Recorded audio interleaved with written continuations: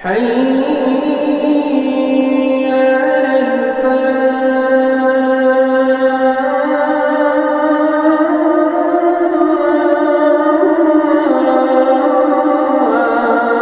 Bismillahirrahmanirrahim. Assalamualaikum warahmatullahi wabarakatuh. Alhamdulillah. Alhamdulillahi wa kafa wa salatan wa salaman ala nabiyyil mustafa wa ala alihi wa ashabihi ahli sidqi wal wafa. Allahumma la ilma lana illa ma 'allamtana innaka antal alimul hakim wa tub alaina innaka antat tawwabur rahim. Wa sallallahu ala nabiyyina Muhammadin wa ala alihi wa ashabihi ajma'in, amma ba'd. Asatidah al-kiram wal ustadzat, para asatid dan ustadzat yang kami muliakan, seluruh wali, putra dan putri yang mudah-mudahan Allah Subhanahu wa taala selalu limpahi curahan rahmat dan kasih sayang, dan mudah-mudahan kita diberikan kekuatan, dimampukan untuk terus mengawal anak-anak kita, menjadikan anak-anak kita insya Allah generasi emas, generasi terbaik, generasi yang insya Allah akan membawa kembali kejayaan Islam, generasi yang insya Allah akan bisa mengangkat kehinaan dari umat ini, generasi yang mudah-mudahan akan menjadi penerang dan pelita di akhir zaman kelak. Insya Allah kita akan lanjutkan, mungkin bagi sebagian wali yang baru, kita ngaji kitab Riyadhatus Shibyan, ya, yang dikarang oleh Imam Syamsuddin Ar-Romli, dan insya Allah sudah sampai di bait yang ke-69. Insya Allah kita akan mulai di pagi ini dari bait 69. Nanti kalau sudah hatam diulangi lagi nggih mboten napa-napa, karena saya yakin yang kemarin-kemarin dipelajari juga insya Allah sudah banyak yang jadi kalau nanti diulangi lagi insya Allah nggak apa-apa. Ini satu hal yang bukan masalah insya Allah. Kemarin kita sudah sampaikan, alhamdulillah wali-wali banyak yang sudah punya kitabnya. Nanti bisa disimak. Yang belum atau ketelisut atau hilang nanti bisa beli lagi. Jadi ini kitab yang bagus sekali untuk membimbing kita dalam mendidik anak. Ya. Kita mulai dari bait 69 sampai ke 71. Qala al-muallifu rahimahullah rahmatan wasi'ah wa nafa'ana bi ilmihi fid dunya wal akhirah, Allahumma amin. La yaftakhir bimat amin wa mashrabi wala bi syai'in sara min milkil abi summal yu'azzim ghayatal i'zami man kana dha jahin minal anami wal walidaini al kulla wal mu'addiba wal aqrabina nisbatan wasahiba. Ya, wala yaftakhir, janganlah anak itu bangga, nek basa Jawane umuk, umuk, bangga, apalagi ya itulah dua itu, atau pamer bisa, meskipun lebih ini menyombongkan bisa boleh, ya. Jadi bangga, pamer, menyombongkan, ya. Bimat amin wa masyrabi, dengan makanan atau minuman. Nah, ini sering anak-anak ini. Oke. Makanya di kitab nggak boleh bawa, kita nggak bawa sangu ya, Ustaz ya. Ya. Nek bawa sangu siji nugete murah sing siji larang, nuggetku ini mahal. Jadi dia sombong sama temennya karena makanannya dianggap lebih mahal atau lebih elit atau lebih bergengsi. Nah ini nggak boleh anak-anak seperti itu. Dan orang tua kalau dapeti anak itu langsung berbangga-bangga sama temennya pak masalah panganan, itu kita harus negur. Ya, umpamanya, oh aku kemarin habis dari pernah itu kapan ada anak-anak kecil ngobrol saya lewat itu dengerin. Wah, ini bar seko gacoan. Wah, kamu pernah gacoan belum? Wah. Ah, kalau koncone di mana? Wah, aku udah 2 kali loh kegacoan. Nah, ini kebiasaan memang satu hal yang ya secara fitrah anak emang kan kayak gitu. Tapi ketika kita tahu kita harus mentakdib, meluruskan. Nggak boleh bangga-bangga seperti itu. Wong itu cuma dunia. Gacuan karo mie kowe ora ono bedane. Nek sing masak umik mulah luwih enak, gitu dibuat kayak gitu. Kenapa anak-anak sekarang itu pilih-pilih makanan? Padahal harusnya kalau pilih-pilih makanan zaman dulu juga akan terjadi. Saya akan nanya, wong anak-anak zaman biyen itu kan alhamdulillah plangplung ya Pak nggih.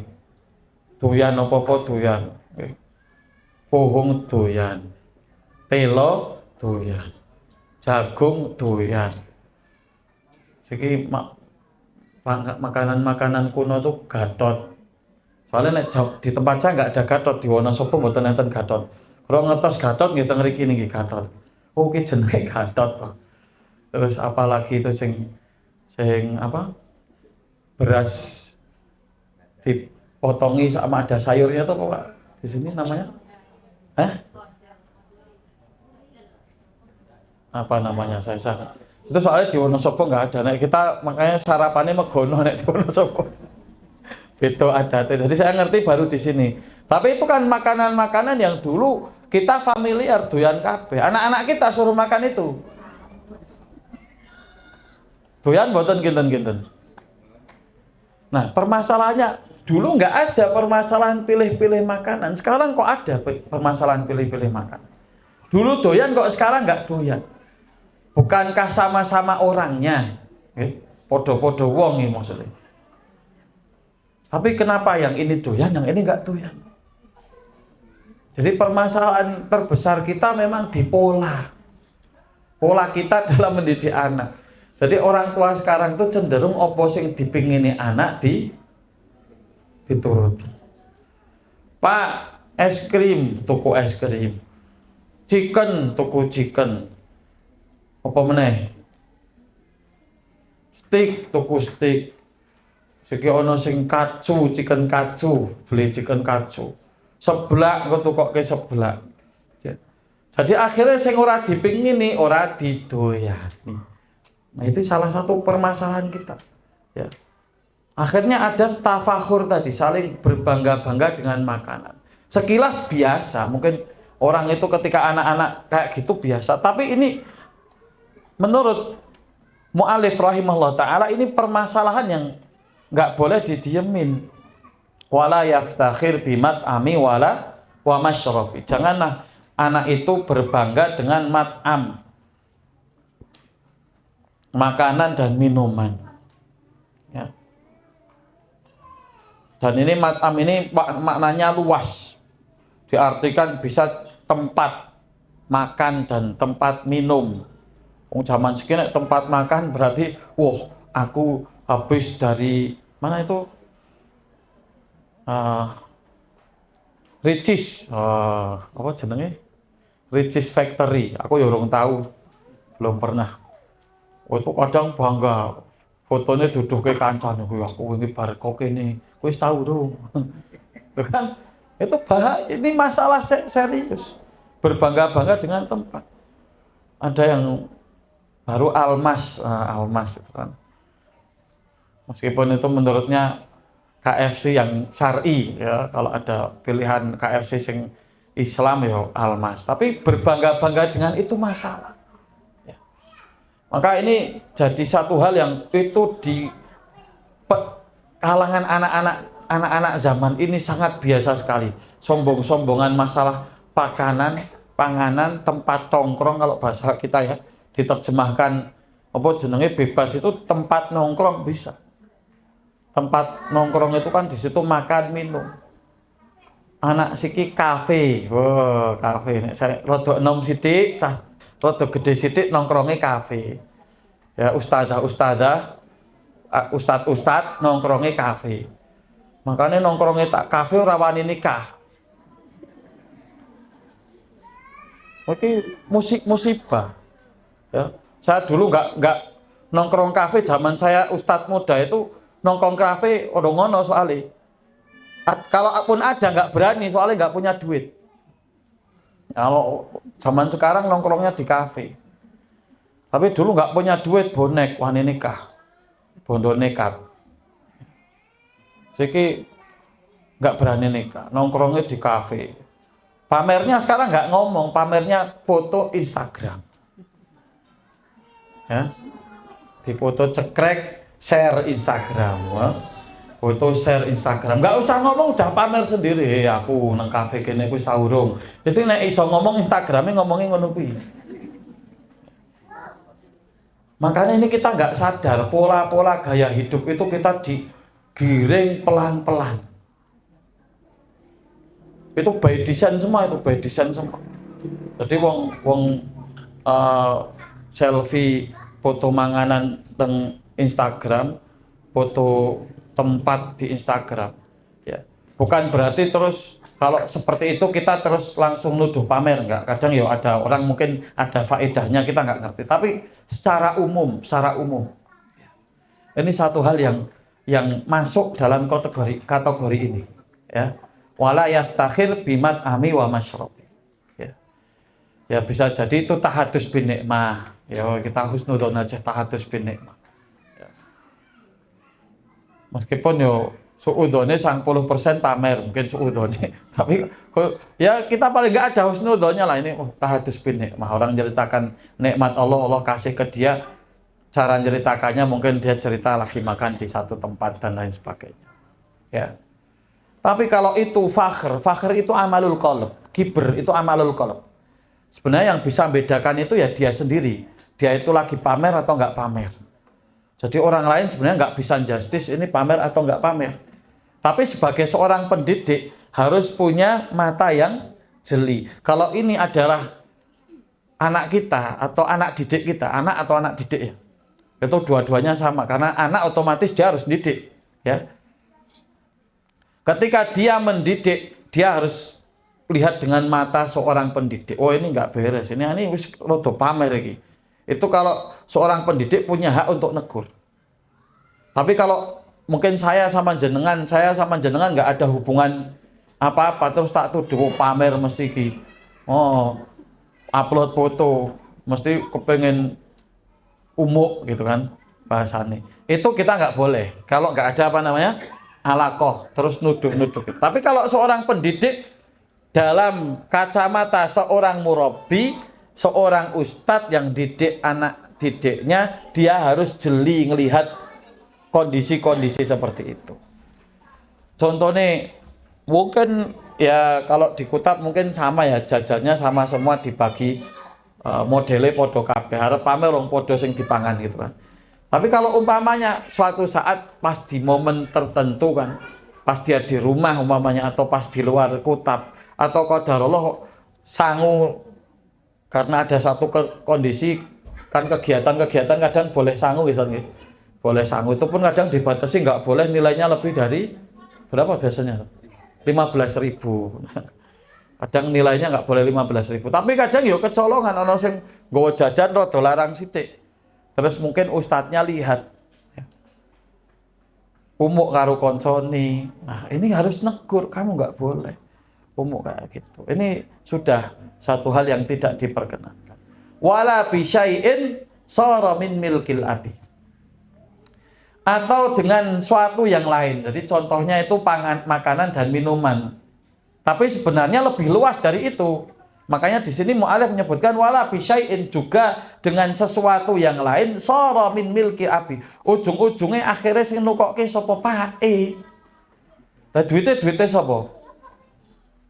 Yang belikan siapa itu? Apakah anak ini kerja sendiri terus beli sendiri? Enggak. Dia membanggakan apa yang dia dapat dari harta bapaknya, kan seperti itu. Bapaknya sing nukokke, ya. Apa kan? Jamkah itu, sepatukah itu, bajukah itu, apalagi peci, memane peci. Sing siji mereke apa Atlas, sijine mereke apalagi mereke Takorup umpamane. Wah, ini nggon kuliah larang kayak. Oh, Atlas. Kalau anak sekarang itu sampai ngerti jenis-jenis sarung, oh gitu, BHS, langsung dia matanya itu langsung sensor, harga 500.500, jenisnya ini, oh langsung ada sensornya itu anak-anak zaman sekarang itu. Ya. Saya tuh kadang cok bingung yuk, kini nganggo sarungnya orang ngerti jenisnya opo, nganune opo, kadang merek orang gagas. Anak-anak kita itu lebih peka, delok sarungnya langsung disensor sama dia. Oh, kira regane 100.000 240. Sing regane 200.000. Sing regane 500.000. Itu sarungnya harganya berapa? 800.000. Kok iso ngerti? Kok ngendi gitu loh. Oh, ternyata beda memang anak-anak kita itu memang kadang kalau kita nggak hati-hati dididik untuk tadi. Barang itu otomatis kalau mereka tahu nilainya akan bedakan. Oke. Nah, wis bedake akhirnya umu-umuan barang. Dan ini toksik luar biasa di pendidikan. Kita sudah lihat banyak tipe-tipe pendidikan yang akhirnya konco dibully goro-goro dianggap dia itu apa? Nggak punya. Ya. Itu banyak sekolah-sekolah elit itu. Sing mlebu kurang sithik, wah dibully dia. Saya sampai dulu pernah diwaduli wali adoh ono, bukan wali sini ya. Ketika kami masih di Jakarta itu ada beberapa wali itu curhat. Saat alhamdulillah saya itu sudah tobat. Dulu saya tuh kalau pulang, anak saya itu cerita, koncoku duwe iki, bar tuku motor, dulu katanya dia baru tren-trennya motor Scoopy itu loh. Itu langsung begitu orang tuanya diwaduli, oh toh koncoku mau umuk anu Scoopy, ayo nang dealer siki. Ibuke langsung nang dealer siki. Ke dealer langsung beli Scoopy. Ya. Besoknya lagi untuk mempertontonkan apa namanya kedikdayaannya, koncomu jak kabeh nang mall. Temennya itu suruh milih semuanya baju yang mereka miliki. Tujuannya orang apian nukokke kelambi ora. Apa umuk sombong. Ini terjadi di dunia pendidikan. Maka kita nggak mau mengharapkan yang seperti ini toksit itu muncul. Jadi seorang murabi, seorang ustadz, seorang pendidik harus jeli. Ketika lihat dari anaknya ini ada dhawahiru pamer, dhawahir, nah, tak campur bahasa Arab atau bahasa dhawahir itu apa? Tanda-tanda kalau dia agak pamer sidik. Ketemu koncone, aku kemarin dari ini loh. Nah, langsung kita harus negur anaknya, kamu nggak boleh kayak gitu. Ya. Kamu harus bersyukur, harus gini, diajarkan anak itu untuk ini. Jadi jangan dinormalisasi, jangan dianggap ini oh biasa, anak kon kayak gitu nggak apa-apa. Itu bukan. Ini satu hal yang harus kita luruskan, satu hal yang harus kita ajarkan. Makanya Imam Asy-Syafi'i rahimahullah ta'ala menyampaikan, ya, hayatul fata wallahi, hayatul fata lillahi bil ilmi wat tuqa. Ya. Jadi kehidupan pemuda itu harusnya diisi dengan ilmu dan ketakwaan. Kalau dia boleh berbangga, ya ilmu dan ketakwaan yang dia miliki. Jangan berbangga dengan hal yang lain. Ya. Laisal fata man yaqulu ha anadha. Laisal fata man yaqulu hadza abi. Bukanlah pemuda itu yang mengatakan ini bapakku, hadza abi, oh bapakku seorang pejabat, oh bapakku seorang gubernur, bapakku seorang bisnismen, oh bapakku itu yang punya ini. Ya. Dia nggak banggakan karya bapaknya. Makanya di sini kan wala bisyai'in shara min milkil abi. Ya. Artinya anak itu ketika dia besar ya karena karyanya, karena dedikasinya, karena kesungguhannya, seperti itu. Anak harus diajarkan kamu itu bukan bapakmu, kamu itu adalah dirimu sendiri. Kesuksesanmu adalah usahamu, bukan usaha bapakmu. Seperti itu harus ditanamkan oleh orang tua dari kecil. Jadi apalagi mungkin orang tua yang nyun sewu nggih qadarullah dikasih kemampuan lebih, hartanya lebih, terus punya ya kedudukan dan lain sebagainya. Kadang kecenderungan untuk memanjakan anak itu lebih besar. Kecenderungan untuk memberikan fasilitas lebih, ngasih fasilitas, ngasih harta, mungkin lagi enom sangune abang kabeh, iki cah cilik sangune duwe abang kabeh. Dan ini jadi tafakhur di antara anak-anak. Dia ngerasa bangga sekali ketika bawa duit merah di depan teman-temannya, ada 2-3, padahal duitnya itu milik bapaknya, bukan duitnya dia sendiri. Maka ini hal yang Masya Allah kita akan sangat sering lihat di tengah-tengah pendidikan anak itu, ya, bahwasanya saling berbangga masalah dunia, saling berbangga masalah makanan. Bahkan ini bukan anak-anak tok, kadang sampai orang-orang gede, orang-orang wis gede, wis ibaratnya umurnya ya wis tua ya, itu masih saling berbangga masalah ini. Aku ini bar mangan sate sak keluarga kabeh tak ajak kabeh, roh mobil penuh. Kowe bayar ini notane sampai dawa banget, wah. Cerita karo tanggane. Ini enggak cuma anak-anak tok, ternyata orang gede-gede juga ada kecenderungan seperti itu. Nah, ini harus diluruskan. Ya, jadi ini bahkan pensyarah kitab ini nyampaikan ya, yasjuruhu an yaftakhira bimat amin wa malbasin wa masyarab. Dizajer itu dikasih peringatan ketika dia berbangga-bangga terkait makanan, minuman, dan hal-hal yang lain. Ya.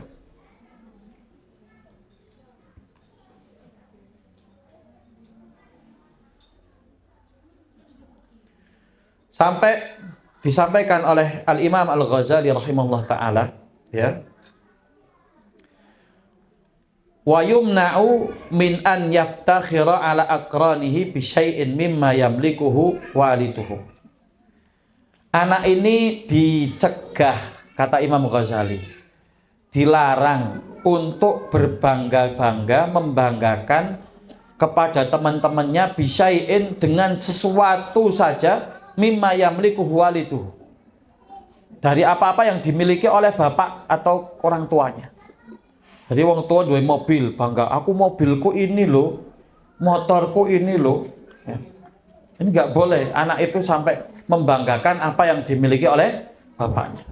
Dan ini bagian dari pendidikan. Ya.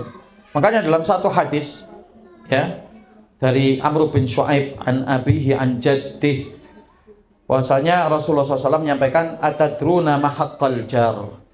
Apakah kalian tahu apa hak tetangga? Ya, Rasulullah bertanya, apakah kalian tahu atadruna ma haqqal jar? Ma haqqul jar, apakah hak tetangga itu? Wa fihi wa idza ishtaraita faqihatan, di dalam hadis itu disebutkan, jikalau engkau membeli buah-buahan atau sesuatu, kamu ketika nggak bisa beri ke tetanggamu atau tidak ngasihkan, disembunyikan, ojo njuk di tampak-tampak ke, ojo di ketok-ketok ke, ya.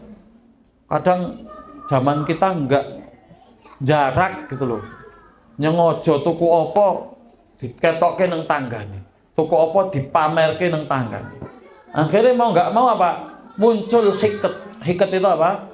Iri, dengki, muncul penyakit dalam hati. Dan ini juga berpotensi di anak-anak ketika kita dari kecil nggak mendidik mereka. Masya Allah. Ini yang disampaikan oleh Al-Imam Al-Ghazali tadi. Ya, jadi apapun yang dimiliki oleh bapaknya, jangan sampai anak itu membangga-banggakannya. Ya, au bisyai'in min mata'imihi au malabisihi, atau pakanan, pakaian. Ya. Au lauhati wadawati, atau alat-alat yang dia miliki. Ya, baik itu tas, okay, bolpen atau jam atau yang lain. Wa yu'awwidut tawadhu'a wal ikrama likulli man asyarahu. Dia dibiasakan untuk tawadhu. Tawadhu itu apa? Rendah hati dan rendah diri. Jadi rendah hati, karena rendah hati itu akan memunculkan rendah diri. Kalau rendah dirinya itu dari rendah hati nggak apa-apa. Tapi kalau rendah dirinya itu insecure, dia nggak pede, nah itu bukan itu maksudnya. Ya. Nah, ini penting sekali, kita harus membiasakan anak itu, karena tawadhu itu adalah sifat yang dibiasakan. Wa talattufa fil kalam ma'ahum, dan juga berbicara lembut, ya, sopan kepada saudara-saudara dan teman-temannya. Ini yang disampaikan oleh Al-Imam Al-Ghazali rahimahullah ta'ala rahmatan wasi'ah. Kemudian selanjutnya summal liyu'adzim ghayatal i'dhami man kana dha jahin minal anami. Ya. Kemudian dia juga berusaha yu'adzim. Yu'adzim itu apa? Menghormati, mengagungkan, ya. Ghayatal i'dhami, dengan sebenar-benarnya, man kana dha jahin minal amnani, siapapun yang memiliki kedudukan. Maksudnya kedudukan ini bukan jabatan tok, ya. Jadi orang kalau salah paham difahami kedudukan itu adalah jabatan sekarang itu, ya. Dari tingkat RT sampai presiden. Padahal di sini para pensyarah menyampaikan, ya, la siyama ahlud diyanah min alimin wa shalihin. Jadi yang disebut orang yang punya kedudukan itu siapa? Orang yang punya diyanah. Diyanah itu apa? Agama. Siapa itu? Min shalihin, orang yang sholih. Jadi orang sholih itu senajan rano pangkate, nek wong iku sholih, itu orang yang punya marotib. Nah, ini makanya kita harus meluruskan pandangan anak kita tentang siapa yang harus dihormati. Kan kebanyakan orang kalau dihormati itu orang pejabat yang punya apa namanya? Jabatan. Padahal di sini bukan ahlul ilmi wad diyanah. Orang yang punya ilmu dan ahluddin. Jadi para ulama dan para aulia. Jadi aulia itu bisa karena dekatnya sama Allah dia jadi wali. Ya. Dilihat dari Masya Allah kesalehannya. Kalau orang ini soleh, jaga 5 waktu sholatnya, jaga sunnah-sunnah Rasulullah SAW, jalankan seluruh syariat Rasulullah, syariat Allah Subhanahu Wa Taala. Ini orang baik, maka kita harus hormati, takzim sama orang itu. Anak ini juga diajarkan takzim. Nah, orang dulu cara ngajarkan takzim sama ahlud diyanah itu caranya mereka memang biasa ziarah ke orang-orang solih. Jadi diajak sowan. Bapaknya ngajari carane takzim gimana. Nah, itu sehingga anaknya ngerti, oh carane takzim kayak gini. Caranya takzim sama ahlud diyanah, para ulama itu seperti itu. Ya. Kalau kita cuma ngomong toh itu nggak bisa. Jadi carane ngajari. Kenapa di pondok-pondok nyuwun sewu nggih? Meskipun kita nggak lihat semuanya positif, ada sisi-sisi negatif kadang. Di pondok-pondok salafiyah, pondok NU itu kan Masya Allah takzim sama kiai jalan. Meskipun kadang kita nggak menafikan ada beberapa yang sampai hulu berlebihan. Gitu. Tapi kita nggak lihat hulunya itu. Kenapa kok ini bisa berjalan dengan baik pendidikan ini ke bawah-bawahnya? Kenapa? Salah satunya karena diajarkan, dicontohke. Jadi sing gedhe ki nyontoni bagaimana takzim sama ulama. Ya. Jadi ini di sini ya, yang dimaksud di sini takzim, mengagungkan, menghormati dengan benar. Siapa itu? Dzajahin minal anami, orang yang punya kedudukan dari kalangan manusia, dari kalangan hamba-hamba Allah Subhanahu wa taala. Siapa maksudnya ini? Ahlul ilmi wad diyanah. Ahlus sholah. Orang-orang yang soleh, orang-orang yang baik. Ya. Kalau seandainya kok ada orang baik kemudian jadi pejabat, ya dihormati juga. Dia juga dihormati. Ya. Jadi seperti itu. Jadi bahkan Imam Al-Ghazali rahimahullah ta'ala menyampaikan di kitab beliau Bidayatul Hidayah, ya. Salah satu hal yang harus diupayakan oleh seseorang itu khidmatu ahlil ilmi wal ulama. Bisa berkhidmah kepada ahlul ilmi wal ulama. Khidmahnya dengan apa ya? Dengan apa yang dia mampu. Jadi orang dulu isone nggo pikirane, nganggo pikiran. Oh, saya bisa desain, tak desain ke. Saya bisa merancang bangunan, tak rancang ke bangunannya. Yes, insya Allah ini sedekah. Saya nggak ngambil fee sama sekali. Yang bisa harta, oh saya tak urun untuk pembangunan, ya. Urun dengan hartanya. Yang dia dengan tenaganya, ya, saya tak rewangi angkat-angkat, apa wae sing iso diangkat tak angkat. So, ini otot saya, otot kawat balung mesi. Ora otot kawat balung tok-tokan itu kan. Otot kawat balung tok-tokan itu ya kuat juga insyaallah. Nah, itu yang bisa apa? Berkhidmah untuk ahli ilmi. Nah, itu yang disampaikan oleh Imam Ghazali. Kalau orang nggak bisa jadi orang alim, ya dia paling nggak berkhidmah untuk ulama. Itu ghayatal summan liyu'adzim ghayatal i'dhami man kana jahin minal anami. Wal walidaini, juga kedua orang tua. Jadi dan juga kedua orang tua. Takzim kepada kedua orang tua. Ini yang menarik. Di sini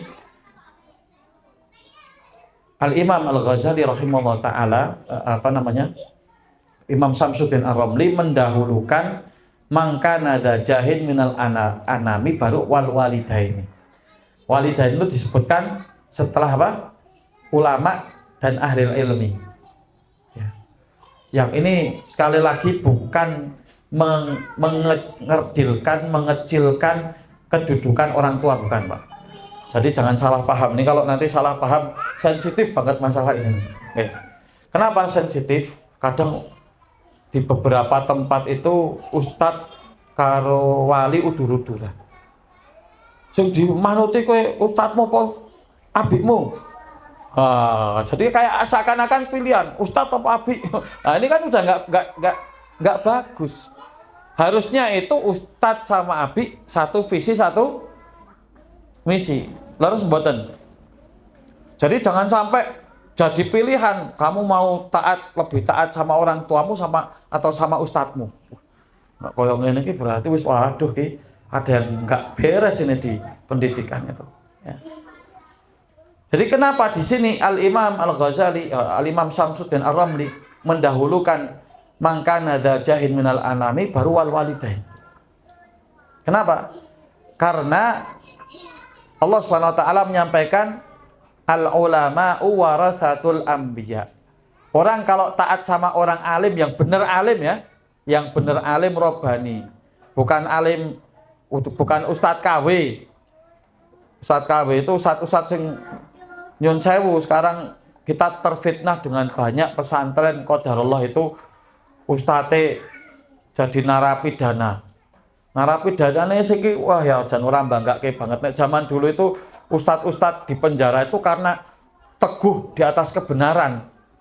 Ya salah satu ustadz kami, Ustadzuna Ustadz Abu Bakar Bashir Waliduna. Ya orang tua kami, ustadz Abu Bakar Bashir. bola-bali mlebu penjara itu bukan karena salah, tapi karena beliau tegar di atas kebenaran, teguh di atas kebenaran. Sing dakwakan ora ono dianak-anake kon sampai dulu ke KTP, ora masuk akal banget itu. Ya, di penjara karena KTP, di penjara karena banyak hal yang tidak masuk akal. Jadi beliau itu dulu memang di penjara karena teguh di atas kebenaran. Ono sing di penjara gara-garane la haula wala quwata illa billah, nglecehke santriwati ini. Ya. Dan ini sekarang banyak sekali. Jadi koyok ya Allah, baru keluar lagi. Yang ini salah satu tujuan terbesarnya apa? Taswihu suwaril ulama, merendahkan surah ulama atau merendahkan ulama itu biar enggak diagungkan, biar tidak dicintai, dijauhkan dari hati masyarakat. Ya memang kita nggak mungkin ada yang seperti itu, oknum-oknum itu. Tapi itu wallahi demi Allah itu bukan alim. Kita nggak bisa mengatakan ini alim, bahkan kiai. Kadang itu nyuwun sewu maca kitab ora iso. Tapi karena saking bodohnya masyarakat Indonesia, sekarang kayak yang Innama Qoli Rahmatan Indonesia ono pengikutnya wis genah ki wong bodoh 100% bodoh. Ada yang ngikuti loh. Pengikutnya bukan 1, 2 itu di Indonesia itu. Pengikutnya berapa itu? Banyak. Ya. Sing iso diapusi karo wong kaya ngene iki akeh. Padahal wis genah bodoh nih. Coba kon maca Quran kan ra iso. Coba itu suruh maca Quran atau suruh maca kitab sing tenanan. Enggak bisa. Saya yakin 100% enggak bisa. Ya.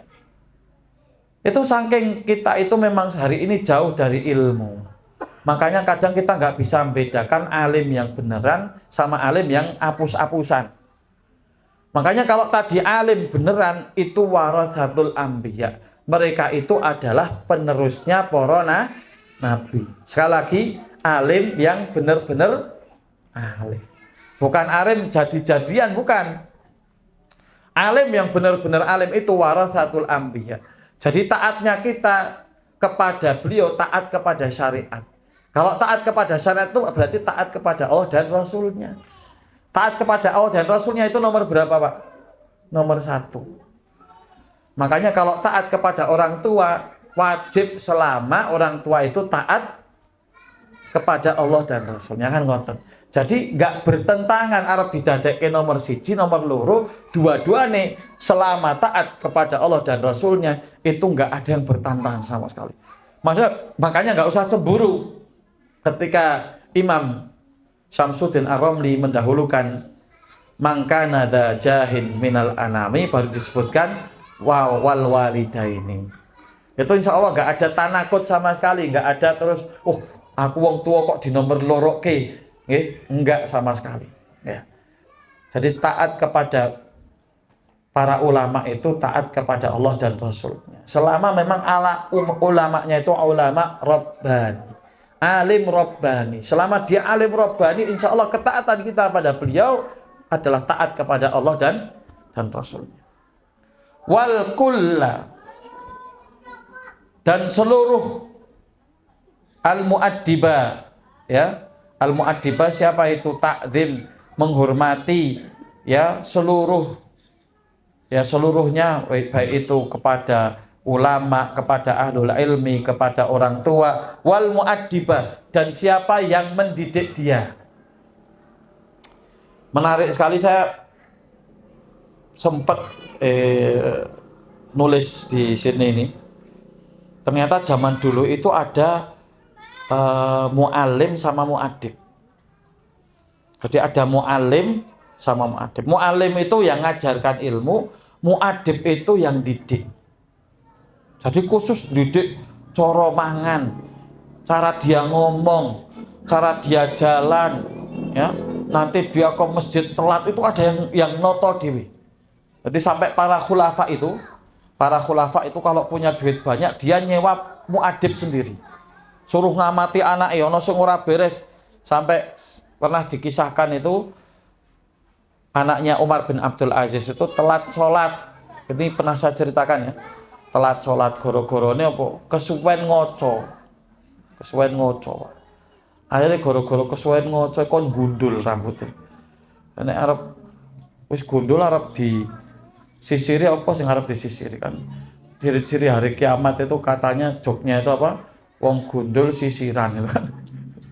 Tapi itu jok-jok candaan gitu kan. Kenapa? Karena wong gundul apa arep disisiri gitu kan. Makanya dia ketika telat sholat gara-gara apa? Rambutnya di kanan ora pas kiri, ora pas jungatke mung gua ora pas. Ya.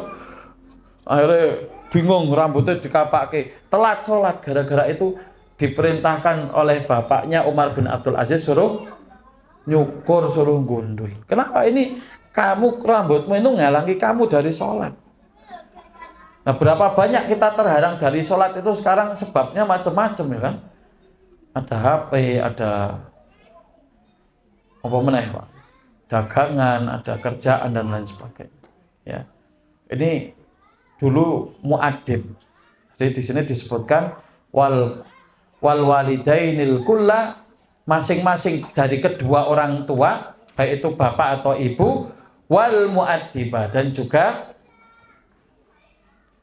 orang yang mendidik, wal akrobina, dan saudara-saudara dekat, qorib, orang yang punya hubungan nasab itu harus takdim. Sama Pak D-nya hormat, sama budenya hormat, sama mbahnya hormat.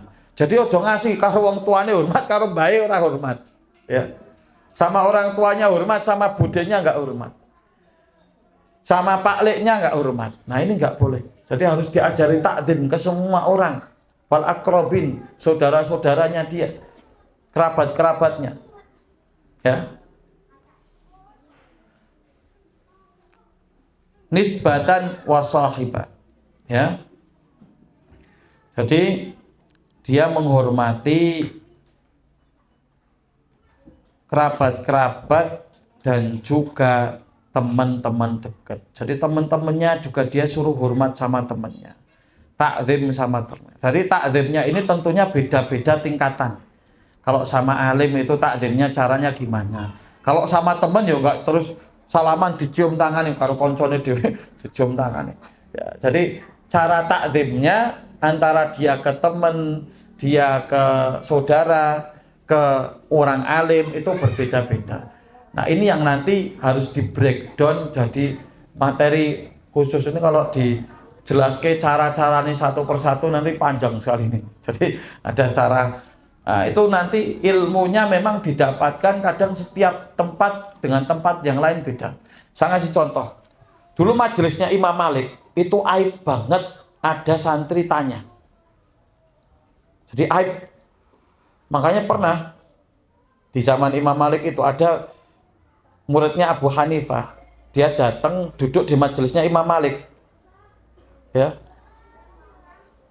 Duduk di majelisnya Imam Malik. Ketika dia duduk di majelisnya Imam Malik, karena dia terbiasa majelisnya Abu Hanifah itu majelis diskusi. Wah, jadi biasa diskusi saling adu argumen, adu hujah. Jadi antara guru dan murid itu diskusi biasa. Itu bukan aib. Nah, tiba-tiba Imam Malik lagi ngomong, dia tanya. Orang mudeng ini majelis Imam Malik itu majelis yang sakral sekali. Semuanya diem, semua anteng. Wedi, datang itu Imam Malik datang wis ndredeg. Imam Syafi'i itu cerita, kuntu atasafah waraqatan haibatan li Malik. Saya itu dulu buka kertas itu alon-alon banget. Ojo sampai kedengeran haibatan li Malik, karena haibah wibawanya Imam Malik yang luar biasa. Jadi ini bocah. Jadi sampai begitu dia tanya itu sak majelis itu podo ngene kabeh. Sapa iki bocah takok wani men. Akhirnya sama Imam Malik disuruh ini dipukul 10 kali. Karena yuk tabar suul adab. Dianggap di majelis beliau kayak gitu tuh suul adab. Sampai akhirnya habis itu dia habis selesai, loh, dia ngomong ke Imam Malik, loh, saya salahnya apa Imam Malik? Saya mau nanya. Terus ditanya, kamu dari mana? Jadi oh, kamu majelisnya Abu Hanifah. Ya sudah. Imam Malik kemudian minta maaf ke beliau karena ya dia nggak ngerti kholfiyahnya ini, backgroundnya dia dulu ternyata memang belajar di majelisnya Imam Abu Hanifah. Makanya itu yang kita sampaikan, setiap tempat itu lahu taqalid wal adab. Di setiap tempat itu punya kebiasaan adab yang berbeda-beda. Makanya kita harus biasakan ya, di satu tempat itu memang takdim dengan kiai itu dengan mencium tangannya. Ya mencium tangan itu nggak masalah, dan ini perkara yang diperselisihkan oleh para ulama terkait cium tangan, dan jumhur membolehkan. Imam Nawawi di kitab At-Tibyan itu membolehkan. Ya. Kita nanti bisa nyebutkan banyak dalil-dalil tentang itulah. Makanya kalau di satu tempat itu cium tangan, ya kita cium tangan. Ya. Jadi biasa ke, warai jenengan kunjungan ke Jawa Timur, sungguhnya cium tangan kabeh jenengan tak cium tangan, langsung oh Wahabi. langsung dicap dengan Wahabi. Ya. Padahal cium tangan nggak masalah. Cium tangan itu salah satu adat takolid atau kebiasaan yang berjalan di tempat itu.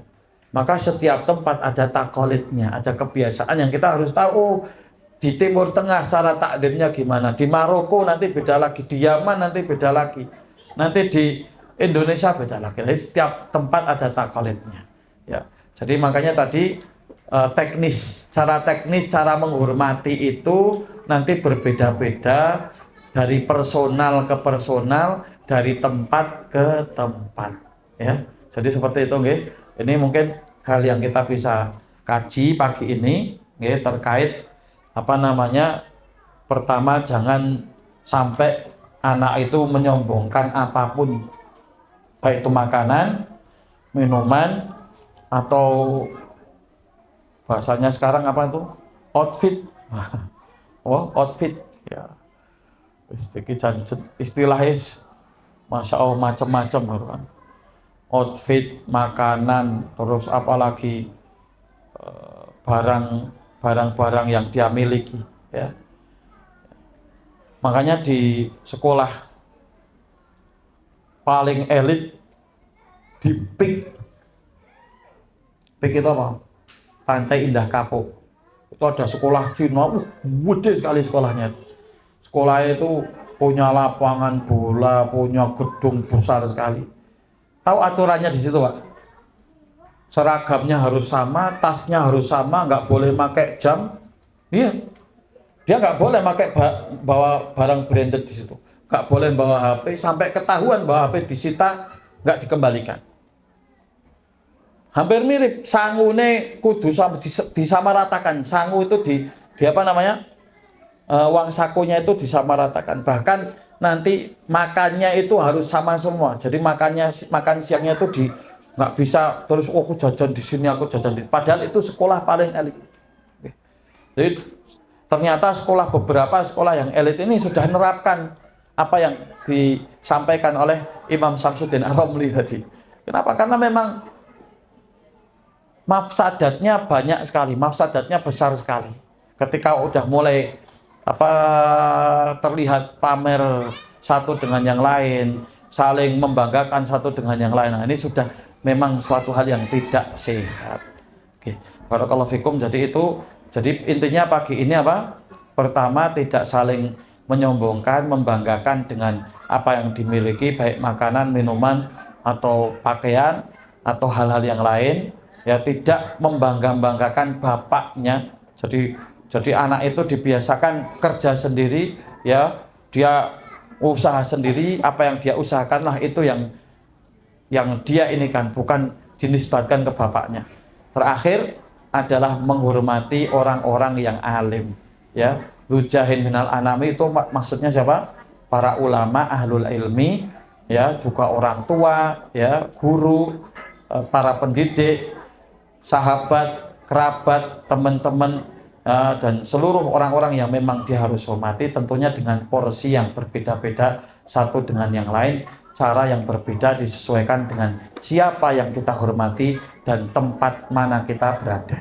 Barakallahu fikum. Itu yang mungkin bisa kita sampaikan, mudah-mudahan bisa menjadi faedah pagi ini. Nanti mungkin karena saya lihat masih lumayan banyak yang nggak hadir, ya, nanti ada link, ya, di share linknya, dan nanti diminta untuk ini, kalau yang sudah lihat nanti diminta untuk ini aja, nggak report aja, oh alhamdulillah sudah disimak, alhamdulillah sudah nyimak gitu. Biar kita satu visi Pak. Kalau nggak kayak gitu nanti apa namanya orang tua dan asatid nanti takutnya nggak satu visi. Ya, jadi ini salah satu ikhtiar kita dalam pendidikan itu menyamakan visi dan misi adalah dengan apa? Dengan sama-sama ngaji supaya visi misinya sama. Barakallahu fikum. Assalamualaikum warahmatullahi wabarakatuh. Waalaikumsalam.